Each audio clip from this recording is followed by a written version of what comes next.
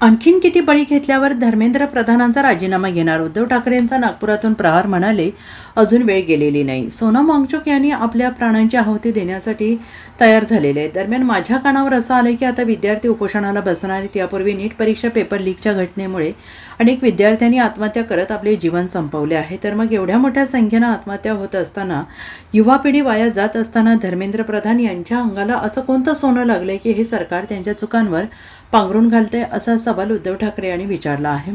रामरक्षा आंदोलनासाठी उद्धव ठाकरे नागपुरात आले असं ते माध्यमांशी बोलत होते. सोनम वांगचुक यांची प्रकृती खालावलेली आहे आणि या संदर्भात दिल्ली उच्च न्यायालयात सुनावणी होणार होती. त्यापूर्वीच सुनावणी जंतर मंतर येथे ही कारवाई केली गेली आणि प्रत्येक नागरिकाचा जीव मौल्यवान आहे हे लक्षात घेऊन न्यायालयाने यापूर्वी सोनम वांगचुक यांची दररोज वैद्यकीय तपासणी करण्याचं तसेच त्यांच्या प्रकृतीवर नियमित देखरेख ठेवून त्यांना आवश्यक वैद्यकीय मदत पुरवण्याचे निर्देश दिले होते. पोलिसांनी दिलेल्या माहितीनुसार हायकोर्टाच्या आदेशाचे पालन करत असताना काही आंदोलकांनी पोलिसांच्या कामात अडथळा आणण्याचा प्रयत्न केला आणि यामुळे घटनास्थळी थोडी गोंधळाची स्थिती निर्माण झाली.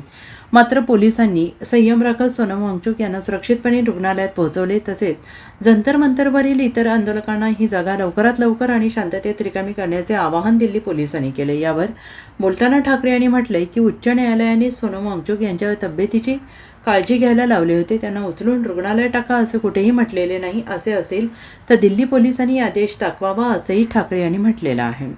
मी यापूर्वी देखील बोललो होतो, आपल्याला आठवत असेल की भारतीय जनता पक्ष आणि प्रशासन यांचा दुरान्वयाने देखील संबंध नाही.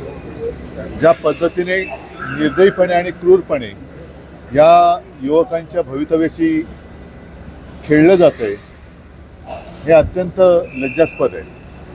आणि जर का वांगचुक यांच्या प्रकृतीची एवढीच काळजी सरकारला असेल तर यापूर्वीच त्यांच्याशी नीट बोलण्याची आवश्यकता होती. मला कळत नाही आहे की एक तर नीटची परीक्षा हे सरकार बरोबर घेऊ शकत नाही, म्हणून जे मी बोललो की प्रशासनाचा संबंध नाही आणि भाजपचा आंदोलन नीट हाताळू शकत नाही.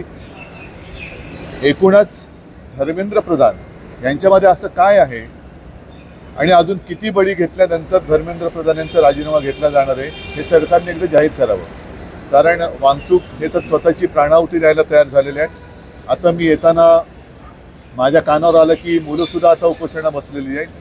यापूर्वीच नीटच्या परीक्षेच्या पेपर लीकमुळे अनेक विद्यार्थ्यांनी आत्महत्या केलेली आहे. मग एवढ्या आत्महत्या होऊन सुद्धा युवाशक्ती अशी वाया जात असताना धर्मेंद्र प्रधान यांना असं काय सोनं लागलंय की यांच्या चुकांवरती सरकार पांघरून घालते? असं म्हटलं जात आहे, पोलीस हा दावा करत आहे की हे कोर्टाच्या आदेशानुसार झालेलं आहे. कोर्टाच्या आदेशाने त्यातला दुसरा एक भाग असा आहे की सोमवारपासून संसदेचं अधिवेशन सुरू होत आहे. त्याआधी हे आंदोलन, कारण 20 तारखेला मोर्चाची घोषणा करण्यात आली. मला पोलिसांचा हा जो काही दावा असेल तर पोलिसांनी त्यांच्या दाव्यानुसार कोर्टाची ऑर्डर दाखवावी की त्यांना उचलून हॉस्पिटलमध्ये टाका. कोर्टाने. Bureau report, SBN Marathi, Mumbai.